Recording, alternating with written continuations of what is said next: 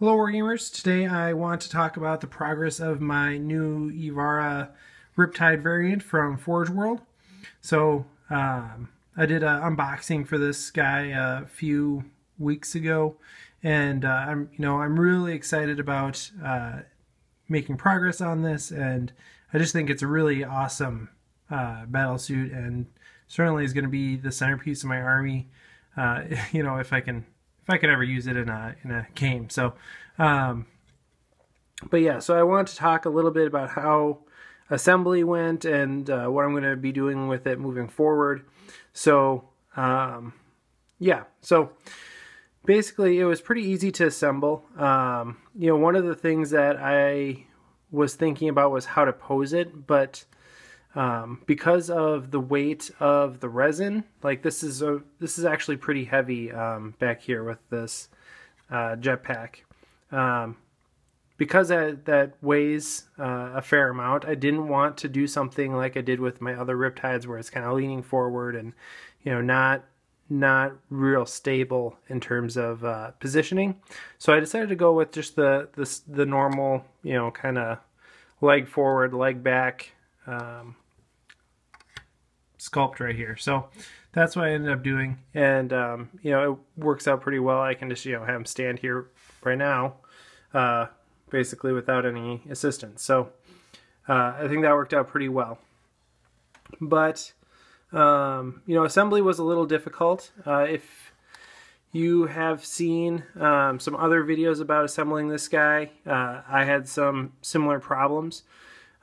Basically, the cannon here, the cannon here was a little bit tricky to assemble because these rods actually come too long for the weapon. So I had to trim those down in order to get them to actually fit in there, and they turned out to be pretty straight. It's not perfect, but I think it works out pretty well. The other problem areas are around the gorget here. So you can kind of see I have some green stuff there, and that's because basically the gorget, this is a piece, and this vent piece back here is separate, and then the actual breastplate is separate. So these three pieces all have to line up, and actually they all have to line up, and as does this side vent here. So four pieces have to line up, and that just didn't happen for some reason. I'm not sure why. So I had to green stuff that in to make it not look as unaligned, misaligned. So there's that. So that was a little bit of a problem area. The other one is that this vent up here has a basically the sprue attaches right here, and when you clip it off, there's basically no more material there. So there's a big hole right here that I had to patch. And that's something I've seen in other videos too, is that hole seems to be a consistent flaw in the mold process, or in the casting process here. And then there's also some gaps back here, which I think are a little bit difficult for you to see. I'm sorry the lighting isn't very good for you guys, but you can see a little bit of the green back there. So there's a gap there. Other than that, it's very easy to assemble. One thing that I did have to go back and fix, these stabilizers here.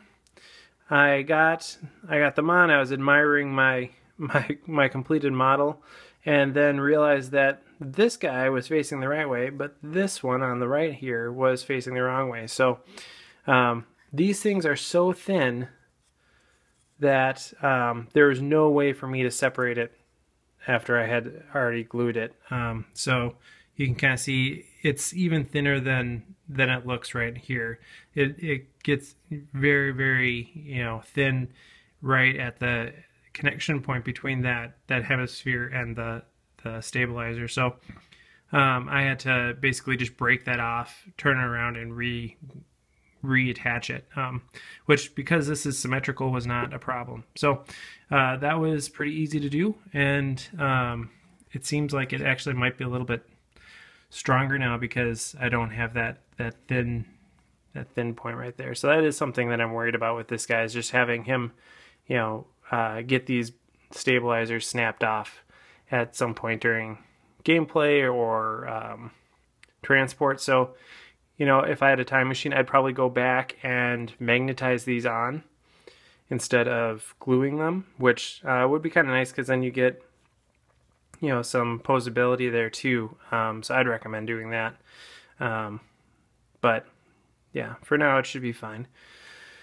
Just be careful with your expensive models, I guess, guys. Yeah, so you know, it went together pretty well. There are there's some lack of definition in the gorget that I try to clean up. You can see a little bit of the mold lines there that will hopefully be covered up by paint, so I'm not too worried about that. Yeah, I think that's about it. It's pretty easy to get all these thrusters in place. Very easy to assemble and pose. So cool, right? So that's where I'm at with that guy. I'm gonna paint him using the Army Painter Red Dragon spray, just like I did with those some broadsides that I finished up and the remoras that I just showcased. So he should fit in pretty well in terms of color scheme. The other thing I want to show you, and you probably have seen this due to my shaky camera work here, is the display base that I'm going to put him on.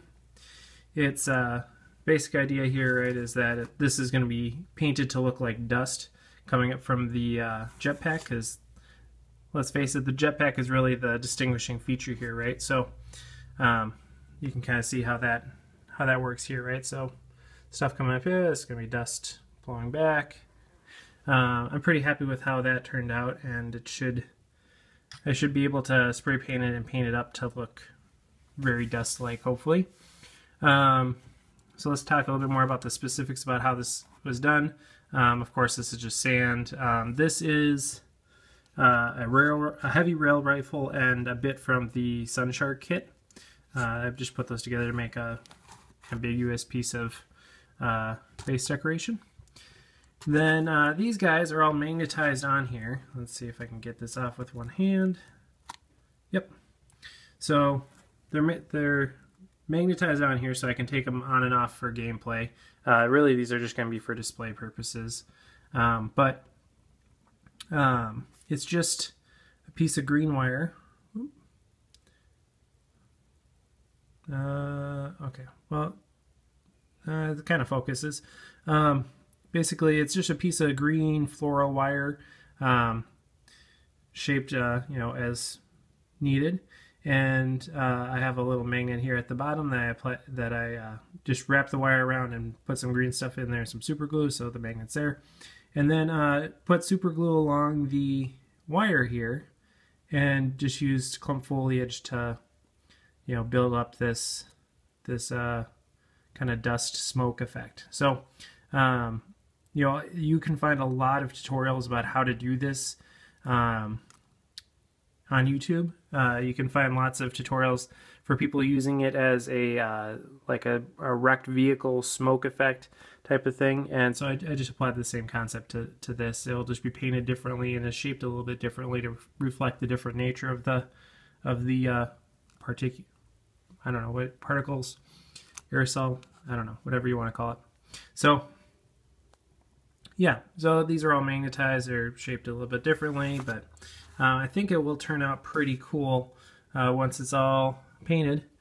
And you know, it has the added benefit of right now just being able to take him off and paint him separately and paint the base separately, and that way I don't have issues with having the base and the guy being the same color and stuff like that. So all right, that's it. Let me know if you have any questions, and of course, thanks for watching, and happy wargaming.